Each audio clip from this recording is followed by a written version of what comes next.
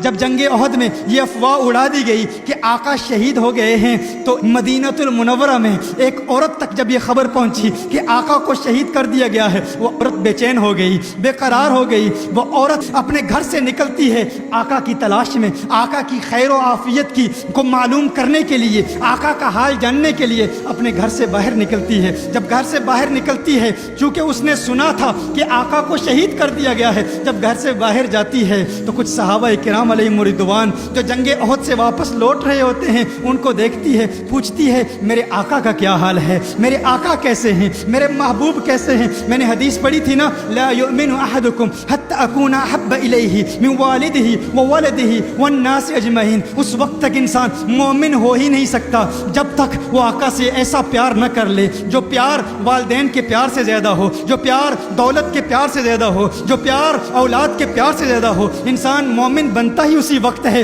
جب انسان آقا سے پوری کائنات سے زیادہ پیار کرے، ہر ایک سے زیادہ پیار کرے۔ یہی پیار کا تقاضا ہے۔ مصعب بن عمیر نے اپنے ماں باپ کو چھوڑا تھا، یہاں یہ ایک عورت آقا کے پیار میں، آقا کی تلاش میں بے قرار ہو کر مدینہ المنورہ سے احد کے مقام کی طرف جا رہی ہے، صحابہ سے ملاقات کرتی ہے۔ صحابہ کہتے ہیں ہے صحابیہ کیا تو جانتی ہے تیرے خامند کو شہید کر دیا گیا ہے، تیرا خامند شہید ہو چکا ہے، تیرے خامند کو قتل کر دیا گیا ہے۔ اس عورت نے کہا ارے میں نے خامند کے متعلق نہیں پوچھا، میں نے اپنے محبوب کے متعلق پوچھا ہے، بتاؤ میرے محبوب کا کیا حال ہے۔ میری بہنیں غور کریں، اب سوچیں، اس عورت کے مزاج کو سمجھیں، اس کی سوچ کو سمجھیں۔ اگر آپ کے خامند کو شہید کر دیا جائے ہمارا حال کیا ہوتا ہے؟ اگر ہمارا کوئی اپنا شہید ہو جائے، اپنا قتل ہو جائے، اپنے کسی محبوب کا انتقال ہو جائے، کسی پیارے کا انتقال ہو جائے تو ہم آقا کے پیار کو بھول جاتے ہیں، آقا کی محبت کو بھول جاتے ہیں۔ اپنے کسی رشتہ دار کا جنازہ اٹھایا جائے تو نماز بھول جاتے ہیں، عبادت بھول جاتے ہیں۔ کوئی جرت نہیں کرتا کہ فلاں صاحب کو نماز کی طرف راغب کیا جائے، وہ کہے گا ارے عقل کے اندھے تجھے پتہ نہیں ماتم کا گھر ہے، یہاں فوتگی ہو گئی ہے، پریشانی کا وقت ہے، تکلیف کا وقت ہے، ارے ان کے لیے اتنی بڑی مشکل کا وقت ہے، انہیں اس وقت نماز کی یاد نہ دلا۔ نماز کی یاد دلانے والا داعی اور مبلغ بھی جب نماز کی طرف راغب کرنے کی کوشش کرتا ہے تو ہچکچاہٹ محسوس کرتا ہے، ڈر محسوس کرتا ہے، گویا کہ اسے یہ خوف لاحق ہوتا ہے اگر نماز کی طرف راغب کیا تو گھر والے کہیں گے موت واقع ہو گئی ہے تو عبادت یاد کرا رہا ہے، موت واقع ہو گئی ہے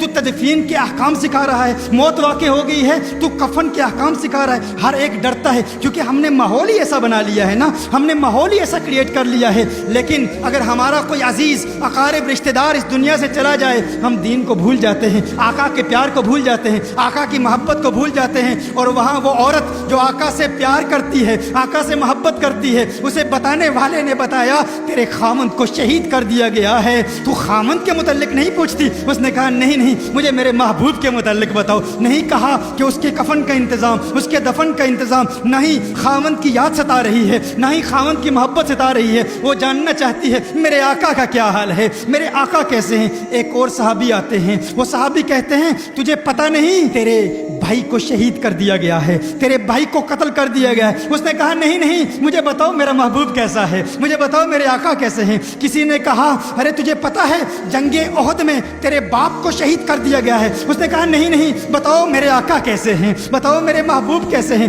پھر کسی صحابی نے بتایا کونین کے والی صلی اللہ علیہ وسلم الحمدللہ خیر و عافیت سے ہیں۔ جب آقا کی خیر کا علم ہوا تو پھر بھی نہیں کہا کہ اب مجھے میرے خامن کی لاش کی طرف لے جاؤ، خامن کے جنازے کا اہتمام کرنا ہے، اپنے بھائی کے جنازے کا اہتمام کرنا ہے، اپنے باپ کے جنازے کا اہتمام کرنا ہے۔ کہا نہیں نہیں آقا خیر سے ہیں، آقا عافیت سے ہیں، مجھے آقا کی بارگاہ میں لے جاؤ، کیونکہ مجھے سکون اسی صورت میں ملے گا جب میری پیاسی آنکھیں آقا کے چہرہ والضحیٰ کو دیکھیں گی۔ آقا کی بارگاہ میں جاتی ہے، آقا کے ہنسی چہرے کو دیکھتی ہے اور پھر کہتی ہے یا رسول اللہ آپ کی عافیت اور خیر کے بعد اب ہر مصیبت ہے چہے، اب کسی مصیبت کا غم نہیں، آپ خیریت سے ہیں، اب کوئی غم نہیں، کوئی ڈر نہیں، کوئی خوف نہیں۔